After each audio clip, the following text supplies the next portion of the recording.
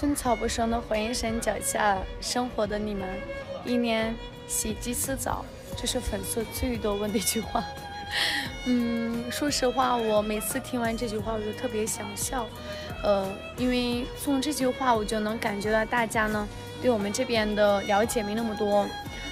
我们身后的就是没错，就是火焰山嘛。我们这边每年的降雨量和降雪量特别的少，所以给人的感觉就是我们这边就是没有水，就是也是很干燥。但是那个火焰山脚下呢，有这样的融化过来的雪融水。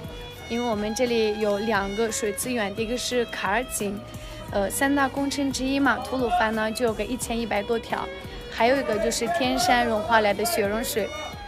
所以我们一般洗澡啊都是水有的，而且呢不仅是我们洗澡，我们有关胶、葡萄地的、哈密瓜，关胶的话都是没问题的。